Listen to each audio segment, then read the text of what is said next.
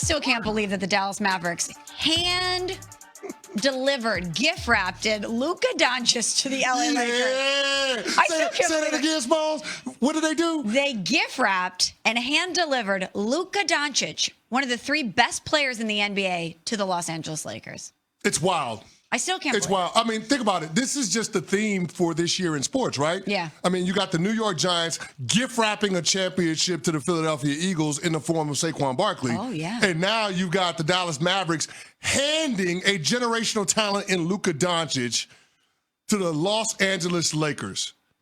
Think about it like that.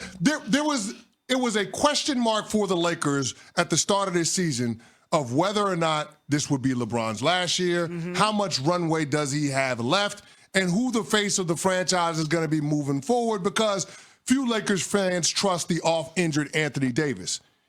And lo and behold, Nico Harrison and Miriam Adelson, the owner and CEO of the Dallas Mavericks, Wick Welts, hand us a guy that over the next decade in the NBA is going to be a top 5 player. Guaranteed. I mean, Christmas came early for us. It did. Or late, depending on how you look at it. Trade deadlines in February, Christmas in December. I don't know how you want to look at it. But Christmas came early for the Los Angeles Lakers in the form of Luka Doncic. And in a year where the team was middling, you got a jolt because you're getting a top 3 player in the world and you're pairing him with the second greatest player of all time.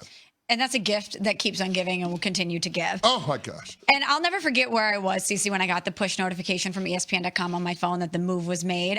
Everybody thought it was fake. We thought it was a Saturday night in the cloak of darkness, as you always say. In the cloak of darkness, we thought that Shams Charania got hacked. We were like, what is going on? No one believed it. We were thinking, how could Nico Harrison, Dallas Mavericks GM, move one of the 3 best players in the world, who's in his 20s, who just took the team to the finals last year? Well, Nico Harrison finally spoke out about this. He, along with new Mavs CEO Rick Welts, they had an hour-long session yesterday, CC, with a select group of Dallas-based media. They didn't record it, but they went through all the ins and outs of the Luka Doncic move. And here is the headline that has everyone talking. Nico Harrison said this: "There's no regrets on the trade. Part of my job is to do the best thing for the Mavericks, not only today, but also in the future. And some of the decisions I'm going to make are going to be unpopular. That's my job, and I have to stand by it." Initial reaction to Nico's words here. Well, if you have to stand by it, why can't the media come in and use recording devices? Why can't they put you on camera? That's not accountability, being able to have select media members and then not having any recording devices, no cameras. You're curating a press conference and you're not allowing the media to keep an actual record.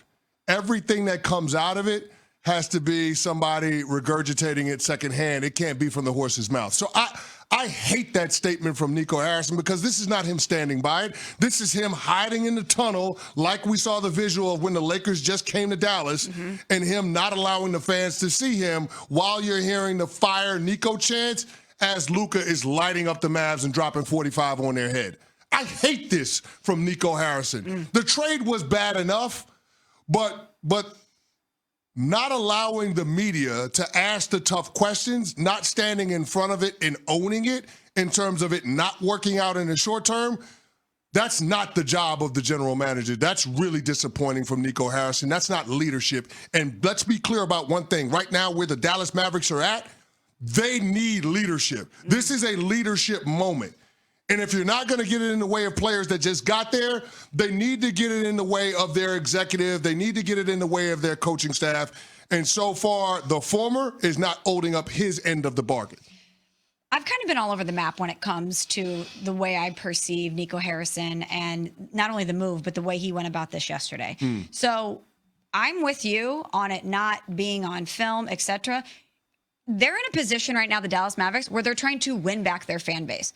I don't think it's hyperbole to say the Dallas Mavericks fans hate this person. They hate their own organization.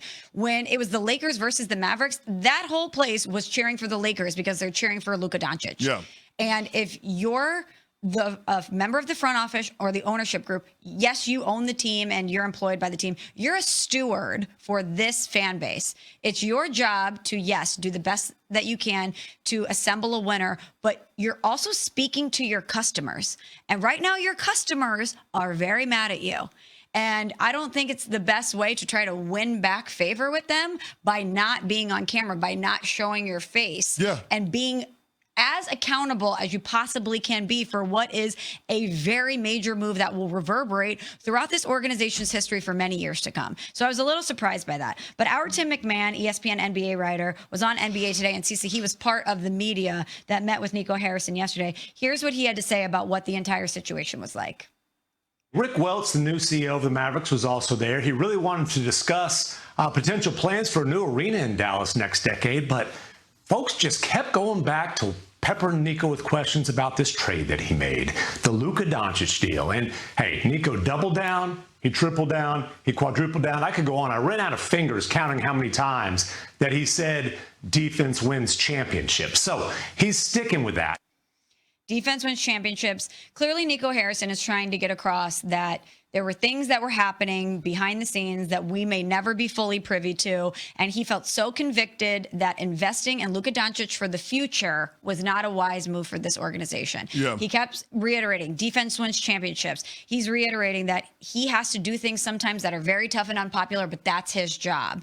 But I don't know if the message is going to land with the people that it should land with, which are the customers, the fans. Well, here's the thing. He's not speaking directly to them, right? Like, he has an opportunity to do that when you're on camera and when they're recording devices, but he passed that up. Right. He wants it to be secondhand from the reporters to provide him a level of ambiguity, a level of gray, if he needs to try to walk back something that he said during that closed session at some point in the foreseeable future.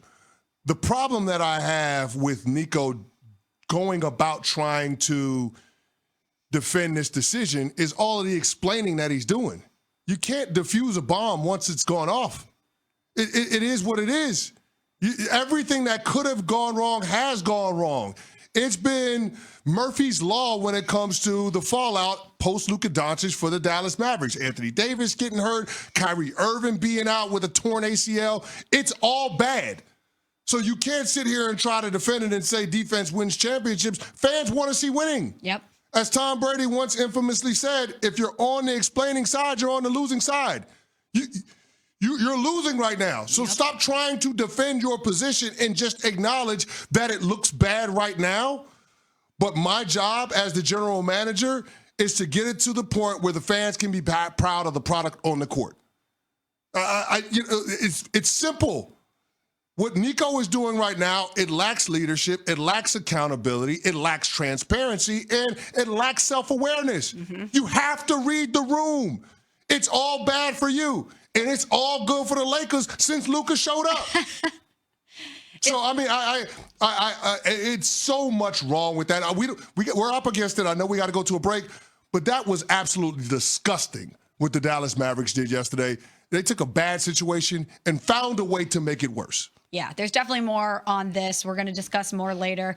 I bet if Dallas Mavericks fans were in the room with Nico Harrison before he made this move to gift Luka to your Lakers, they'd be screaming in his face, don't do it. Yeah. Don't do it. And we have that same message for a few NFL teams as we head to the draft. We're going to explain. But first, Cece has this. Xin chào cả mọi người đã quay trở lại với kênh của mình. Ngày hôm nay mình sẽ tiếp tục hướng dẫn các bạn làm vòng. Và hôm nay của mình sẽ có tiêu đề là cánh cổng. Ngày hôm nay vòng của mình sẽ có tiêu đề là chìa khóa. Bây giờ mình bắt đầu làm nha.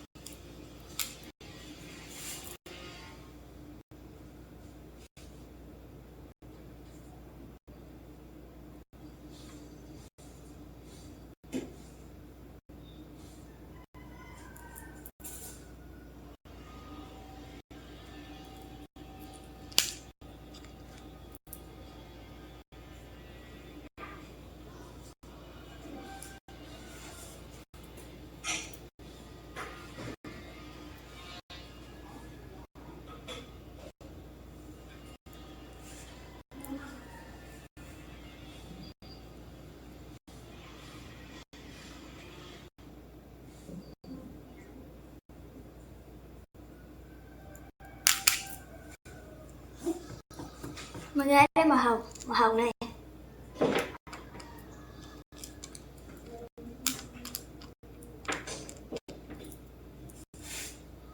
Sai là